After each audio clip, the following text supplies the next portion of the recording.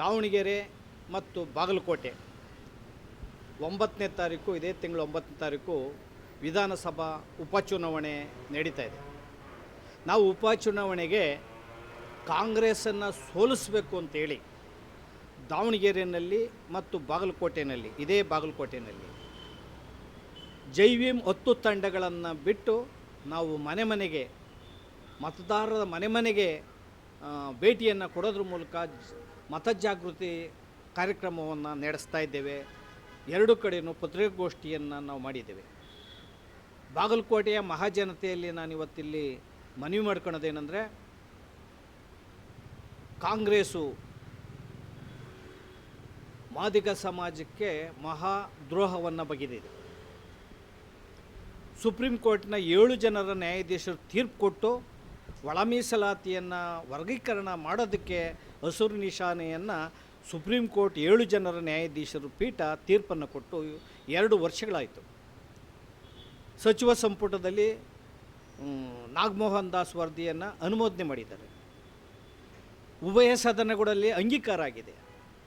ರಾಜ್ಯಪಾಲರು ಮಸೂದೆಗೆ, ವಿಧೇಯಕಕ್ಕೆ ಸಹಿಯನ್ನು ಹಾಕಿ ಜಾರಿಯಲ್ಲಿದೆ, ಅಧಿಕೃತ ಆಗಿದೆ. ಇಂಥ ಎಲ್ಲ ಪ್ರಕ್ರಿಯೆಗಳನ್ನು ಸನ್ಮಾನ್ಯ ಶ್ರೀ ಸಿದ್ದರಾಮಯ್ಯನವ್ರ ಸರ್ಕಾರ ಬದಿಗೊತ್ತಿ ಒಳ ಮೀಸಲಾತಿ ವರ್ಗೀಕರಣಕ್ಕೆ 3 ಸಾರಿ ಸಚಿವ ಸಂಪುಟವನ್ನು ಕರೆದು ಮುಂದೂಡಿದ್ದಾರೆ. ಇದು ಇವರು ನಿಧಾನಗತಿ ಮತ್ತು ಡಿಲೇ ಟ್ಯಾಕ್ಟಿಸ್. ಇವರು ಈ ಜನವನ್ನು ಮರೆಮಾಚಿ ಒಂದು ವಂಚನೆಯನ್ನು ಮಾಡೋಕ್ಕೆ ಸಿದ್ದರಾಮಯ್ಯನವ್ರ ಸರ್ಕಾರ ಹೊರಟಿದೆ. ಸಾಮಾಜಿಕ ನ್ಯಾಯ, ಹಿಂದುಳಿದವರ ಹರಿಕಾರ ಅಂತ ಏನು ಸಿದ್ದರಾಮಯ್ಯನವರು ಪುಂಖಾನುಪುಂಖವಾಗಿ ಹೇಳ್ಕೊಳ್ಳೋದ್ರ ಮೂಲಕ ಇಡೀ ಆ ಸಮಾಜವನ್ನು ತುಳಿಯೋಂಥ ಕೆಲಸವನ್ನು ಮಾಡ್ತಾ ಇದ್ದಾರೆ. ಈಗ ಪರಿಶಿಷ್ಟ ಜಾತಿಯಲ್ಲಿರ್ತಕ್ಕಂಥ ಪ್ರಬಲವಾದಂಥ ಜಾತಿಗಳು, ಮೊಲೆಯ ಮಾದಿಗ, ಎಡಗೈ ಮತ್ತು ಬಲಗೈ, ಈ ಸಮಾಜದಲ್ಲಿ ಒಂದು ಜಗಳವನ್ನು, ಬೆಂಕಿಯನ್ನು ಇಕ್ಕಿದ್ದಾರೆ. ಮತ್ತೊಂದು ಕಡೆ ಪುರುಷ ಜನಾಂಗ, ಕೊರಮ, ಕೊರ್ಚ, ಲಮಾಣಿ, ಇವೆಲ್ಲವೂ ಕೂಡ 101 ಜಾತಿಗಳು ಒಂದೇ ಬುಡದ ರೆಂಬೆಗಳು.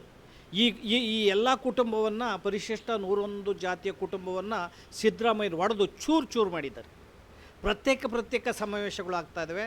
ಸಾಮಾಜಿಕ ಜಾಣದಲ್ಲಿ ಒಬ್ರಿಗೊಬ್ಬರು ಬೈದಾಡುವಂತಹ, ಕೆಸರಾಚಾಡುವಂಥ ಸಂದರ್ಭವನ್ನು ಸೃಷ್ಟಿ ಮಾಡಿದಂತಹ ಮಹಾನಾಯಕ ಯಾರನ್ನ ಇದ್ದರೆ ಅದು ಸಿದ್ದರಾಮಯ್ಯ.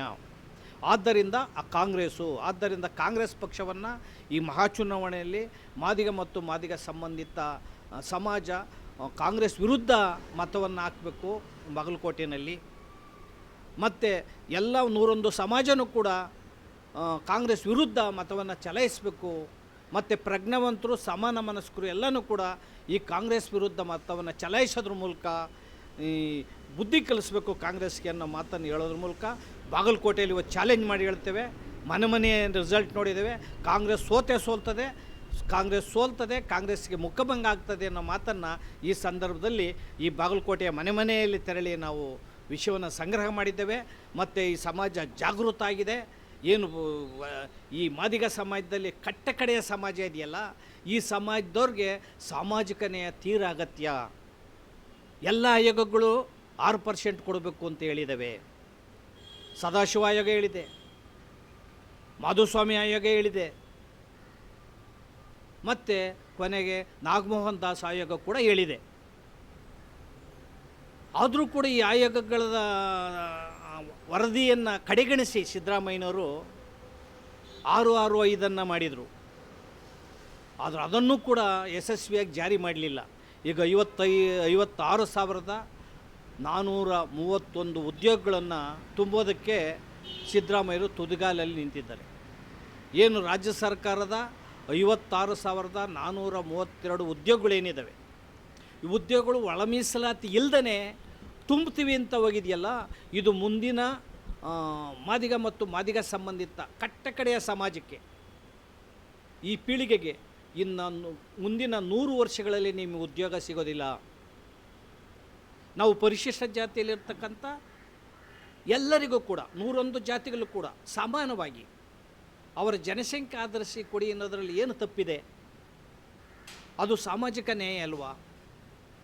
ಅದು ಸಂವಿಧಾನದ ಒಂದು ಪರಿಕಲ್ಪನೆ ಅಲ್ವಾ? ಯಾರು ವಿರೋಧ ಮಾಡ್ತಾರೆ ಅವರು ಸಂವಿಧಾನದ ವಿರೋಧಿಗಳು, ಬಾಬಾ ಸಾಹೇಬ್ ಅಂಬೇಡ್ಕರ್ ವಿಚಾರದ ವಿರೋಧಿಗಳು ಅನ್ನೋ ಮಾತನ್ನು ಕರೆಯೋದ್ರ ಮೂಲಕ, ಹೇಳೋದ್ರ ಮೂಲಕ ಇವತ್ತು ನಾನು ಈ ಜಯಂತಿ ಎಂದು ಏನು ಜಗಜೀವನರಾಮ್ ಜಯಂತಿ ಎಂದು ಇವತ್ತು ನಾನು ತಿಳಿಸೋದು ಅಂತಂದರೆ, ಬಾಬಾ ಸಾಹೇಬ್ ಅಂಬೇಡ್ಕರ್ಗೆ ಮತ್ತು ಜಗಜೀವನರಾಮ್ರಿಗೆ ಯಾರ್ಯಾರು ಗೌರವ ಕೊಡ್ತೀರಿ, ನ್ಯಾಯಕ್ಕೆ ಯಾರು ಬೆಲೆ ಕೊಡ್ತೀರಿ, ಅವರೆಲ್ಲನೂ ಕೂಡ ಒಳ ಮೀಸಲಾತಿ ವರ್ಗೀಕರಣಕ್ಕೆ ಒಪ್ಕೋಬೇಕು. 35 ವರ್ಷಗಳ ಕಾಲ ಹೋರಾಟವನ್ನು ಮಾಡಿ ನಮ್ಗೆ ಅನ್ಯಾಯ ಆಗಿದೆ ಅಂತ ಪರಿಪರಿಯಾಗಿ ಬೇಡಿಕೊಂಡು ಕಣ್ಣೀರಿನಲ್ಲಿ ಬೆವರಿನಲ್ಲಿ ಹೋರಾಟವನ್ನು ಮಾಡಿದಂತಹ ಈ ಸಮಾಜದವರನ್ನು ಕಡೆಗಣಿಸ್ತಾ ಇದ್ದೀರಲ್ಲ, ಇದು ಸರಿಯಾದ ತೀರ್ಮಾನಗಳು, ಸರಿಯಾದ ಮನಸ್ಥಿತಿ ಅಲ್ಲ. ಹಂಚುಣ್ಣೋ ಮನಸ್ಥಿತಿ ನಿಮ್ಮಲ್ಲಿರಲಿ, ಹಂಚುಣ್ಣೋ ಮನಸ್ಥಿತಿ ಬರಬೇಕು. ಈ ಹೋರಾಟದಲ್ಲಿ 8-10 ಜನ ತೀರೋಗಿದ್ದಾರೆ. ಅನೇಕ ಜನ ಹೋರಾಟದಲ್ಲಿ ಚಳವಳಿಯವರು ಅವರು ತೀರೋಗಿದ್ದಾರೆ. ಇಂಥ ಒಂದು ಸಂದರ್ಭದಲ್ಲೂ ಕೂಡ ಒಳ ಮೀಸಲಾತಿಯನ್ನು ವರ್ಗೀಕರಣ ಮಾಡೋದೇ ಬೇಡ, ಮತ್ತು ಒಳ ಮೀಸಲಾತಿ ಇಲ್ಲದೇ ಉದ್ಯೋಗ ನೇಮಕ ಮಾಡಿ ಅನ್ನೋದು ಇದೆಯಲ್ಲ, ಅದು ಘಾತಕತನ ಆಗ್ತದೆ, ಅದು ಅಂಬೇಡ್ಕರ್ ವಿರೋಧಿತನ ಆಗ್ತದೆ, ಸಂವಿಧಾನ ವಿರೋಧಿತನ ಆಗ್ತದೆ. ಮತ್ತು ನ್ಯಾಯಾಲಯದ ಆಜ್ಞೆಗೆ ಪ್ರತಿರೋಧ ಒಡ್ಡುವಂತಹ ಒಂದು ಡೆಮಾಕ್ರಸಿ ಇಲ್ದಂಥ, ಒಂದು ಪ್ರಜಾಪ್ರಭುತ್ವ ವ್ಯವಸ್ಥೆ ಇಲ್ದಂಥ ಹೋರಾಟ ಆಗ್ತದೆ, ಮತ್ತು ಬದ್ಧತೆ ಇಲ್ದಂಥ ಹೋರಾಟ ಆಗ್ತದೆ. ಇವತ್ತು ಯಾರ್ಯಾರು ಬಾಬಾ ಸಾಹೇಬ್ ಅಂಬೇಡ್ಕರ್ ಅವರ ತತ್ವ ಸಿದ್ಧಾಂತ, ಬುದ್ಧನ ನೀತಿ, ಬಸವಣ್ಣನ ನೀತಿ ತತ್ವಗಳಂತ ಓಡಾಡ್ತಾ ಇದ್ದೀರೋ ಅವರು ಬಾಯಿ ಬಿಡಬೇಕು. ಸುಮ್ಮನೆ ಇದ್ದರೆ ಸಮ್ಮತಿಯನ್ನು ಸೂಚಿಸ್ದಂಗೆ. ಯಾಕೆ ಬಾಯಿಗೆ ನೀವು ಬೀಗ ಹಾಕ್ಕೊಂಡಿದ್ದೀರಿ? ನೀವು ಅನ್ಯಾಯಕ್ಕೆ ಬೆಲೆ ಕೊಡ್ತಾ ಇದ್ದೀರಾ, ಮರೆಮಾಚ್ತಾ ಇದ್ದೀರಾ ನ್ಯಾಯವನ್ನು, ಸಂವಿಧಾನ ಹಕ್ಕುಗಳನ್ನು ಮರೆಮಾಚ್ತಾ ಇದ್ದೀರಾ. ಆದ್ದರಿಂದ ಏಕೈಕ ಪಕ್ಷ ಅಂದರೆ ಇಡೀ ದಲಿತರಿಗೆ, ಬಹುಜನರಿಗೆ ದ್ರೋಹ ಮಾಡ್ಕೊಂಡಿರುವಂಥ ಪಕ್ಷ ಯಾವುದಾದ್ರೆ ಕಾಂಗ್ರೆಸ್ ಪಕ್ಷ. ಆದ್ದರಿಂದ ಕಾಂಗ್ರೆಸ್ ಪಕ್ಷಕ್ಕೆ ಉಪಚುನಾವಣೆಯಲ್ಲಿ ಮತವನ್ನು ನೀಡಬಾರ್ದು. ಸ್ವಾಭಿಮಾನಿಗಳು, ನೀವು ಸ್ವಾಭಿಮಾನವನ್ನು ರೂಢಿಸ್ಕೊಬೇಕಾದ್ರೆ ನಾವು ಕೂಡ ಸ್ವಾಭಿಮಾನಿಗಳು ಅಂತ ತೋರಿಸ್ಕೊಳ್ಳೋದಾದರೆ ಈ ಬಾಗಲಕೋಟೆಯಲ್ಲಿ ಮತ್ತು ದಾವಣಗೆರೆಯಲ್ಲಿ ಕಾಂಗ್ರೆಸ್ ವಿರುದ್ಧ ಮತವನ್ನು ಚಲಾಯಿಸಬೇಕು. ಕಾಂಗ್ರೆಸ್ಸನ್ನು ಸೋಲಿಸಿ ನಿಮ್ಮ ಬಲವನ್ನು ಪ್ರದರ್ಶನ ಮಾಡಬೇಕು. ಇಡೀ ರಾಜ್ಯದ ನಿಮ್ಮ ಅಣ್ಣ ತಮ್ಮಂದಿರು ಬಾಗಲಕೋಟೆ ಮತ್ತು ದಾವಣಗೆರೆ ಫಲಿತಾಂಶವನ್ನು ಕಾಯ್ತಾ ಇದ್ದಾರೆ. ಯಾವುದೇ ಎಂಡಕ್ಕೆ, ಹಣಕ್ಕೆ, ಅಮಿಷಕ್ಕೆ ಒಳಗಾಗಬಾರ್ದು.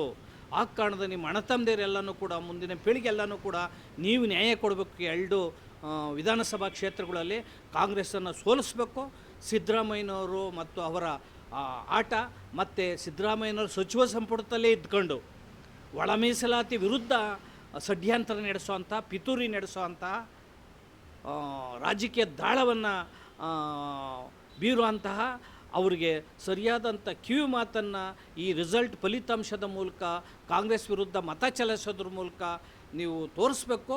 ನೀವು ಬಾಗಲಕೋಟೆಯಲ್ಲಿ ಯಾರಿಗೆ ಬೇಕಾದ್ರೂ ಮತ ಹಾಕಿ, ಕಾಂಗ್ರೆಸ್ ವಿರುದ್ಧ ಮತ ಹಾಕಬೇಕು, ಕಾಂಗ್ರೆಸ್ಸನ್ನು ಸೋಲಿಸಬೇಕು. ಆದರೆ ಕಾಂಗ್ರೆಸ್ ಸೋತಿದೆ ಈಗಾಗಲೇ ಬಾಗಲಕೋಟೆಯಲ್ಲಿ. ಕಾಂಗ್ರೆಸ್ ಈಗಾಗಲೇ 100 ಸಾರಿ ಸೋತಿದೆ. ಕಾಂಗ್ರೆಸ್ ಸೋಲ್ತದೆ ಬಾಗಲಕೋಟೆಯಲ್ಲಿ ಅನ್ನೋ ಮಾತನ್ನು ದೃಢ ಸಂಕಲ್ಪದಿಂದ ಹೇಳಿ, ಮುಂದಿನ 2028ರ ಚುನಾವಣೆಯಲ್ಲಿ ನೀವೇನಾದರೂ ಒಳ ಮೀಸಲಾತಿ ವರ್ಗೀಕರಣ ಮಾಡಿದ್ರೆ ಇಡೀ ರಾಜ್ಯದಲ್ಲಿ ಕಾಂಗ್ರೆಸ್ ಮುಕ್ತ ರಾಜ್ಯವನ್ನಾಗಿ ಮಾಡ್ತೇವೆ. ಎಚ್ಚರಿಕೆ. ಎಲ್ಲ ಒಳ ಮೀಸಲಾತಿ ಹೋರಾಟಗಾರರು ಕೂಡ ಅತ್ಯಂತ ಸೀರಿಯಸ್ ಆಗಿ ಜಾಗೃತರಾಗಿ ಅತ್ಯಂತ ಒಂದು ಕ್ರಾಂತಿಕಾರಕ ನಿಲುವನ್ನು ತಾಳಿದ್ದಾರೆ. ಸಿದ್ದರಾಮಯ್ಯನವರು ಕೊನೆ ದಿನಗಳು ಎಣಿಸ್ತಾ ಇದ್ದಾರೆ. ಅವರು ಮುಖ್ಯಮಂತ್ರಿಯಿಂದ ಹಿಡಿತಾರೆ. ಒಂದು ಮಾತನ್ನು ಹೇಳ್ತೀನಿ, ಸಿದ್ದರಾಮಯ್ಯನವರು ಮುಖ್ಯಮಂತ್ರಿ ಆಗಿರೋವರೆಗೂ ಕೂಡ ಒಳ ಮೀಸಲಾತಿ ವರ್ಗೀಕರಣ ಆಗಲ್ಲ. ಈ ಒಳ ಮೀಸಲಾತಿ ವರ್ಗೀಕರಣ ಏಪ್ರಿಲ್ 9ನೇ ತಾರೀಕು ಮಾಡ್ತೀವಿ ಅನ್ನೋದು ವೋಟ್ ಬ್ಯಾಂಕಿಗೆ ಕನ್ನ ಹಾಕೋದಕ್ಕೆ, ನಿಮ್ಮ ಮತವನ್ನು ಪಡೆಯೋದಕ್ಕೆ. ಹಂಗೇನಾದರೂ ಒಳ ಮೀಸಲಾತಿ ವರ್ಗೀಕರಣ ಮಾಡೋಕ್ಕೆ ಹೋದರೆ ಇದರಲ್ಲಿ ಅನೇಕ ವ್ಯತ್ಯಾಸಗಳು ಮಾಡ್ತಾರೆ. ಹಿಂದು ಮುಂದೆ ಮಾಡ್ತಾರೆ, ಕಡಿಮೆ ಮಾಡೋದು, ಈ ಥರದಿಂದ ಜಗಳ ತಂದಿಕ್ಕೋದು, ಮುಂದೂಡೋದು, ಈ ಥರದ ಕೆಲಸಗಳನ್ನು ಸಿದ್ದರಾಮಯ್ಯನವ್ರು ಮಾಡ್ತಾರೆ ವಿನಾ ಇದರಲ್ಲಿ ನೀವು ಅಂದ್ಕೊಂಡಂಗೆ ಯಾರು ನಮ್ಮ 6% ಕೊಡಬೇಕು ಮಾದಿಗ ಸಂಬಂಧಿತ ಜಾತಿ ಅಂತ ಏನು ಹೋರಾಟ ಮಾಡ್ತಾಯಿದ್ದೀವಿ, ಅದಕ್ಕೆ ಸರಿಯಾದಂಥ ನ್ಯಾಯವನ್ನು ಕೊಡೋದಿಲ್ಲ. ಸಿದ್ದರಾಮಯ್ಯನವ್ರ ಮನಸ್ಥಿತಿ ಆಗಿಲ್ಲ. ಸಿದ್ದರಾಮಯ್ಯನವ್ರ ಬಹುದಿನಗಳು ಕೂಡ ನಾವು ನೋಡಿದ್ದೇವೆ. ಅವರು ಇಡೀ ಮಾದಿಗ ಸಮಾಜದ ವಿರೋಧಿಗಳು ಅನ್ನೋ ಮಾತನ್ನು ಈ ಸಂದರ್ಭದಲ್ಲಿ ಹೇಳೋಕ್ಕೆ ಇಚ್ಛೆಪಡ್ತೀನಿ. ಆದ್ದರಿಂದ ಅವರು ಸೋಲಿಸಲೇಬೇಕು, ಬಾಗಲಕೋಟೆಯಲ್ಲಿ ದಾವಣಗೆರೆಯಲ್ಲೂ ಸೋಲಿಸಬೇಕು ಅನ್ನೋ ಮಾತನ್ನು ಈ ಸಂದರ್ಭದಲ್ಲಿ ಹೇಳೋಕ್ಕೆ ಇಚ್ಛೆಪಡ್ತೀನಿ.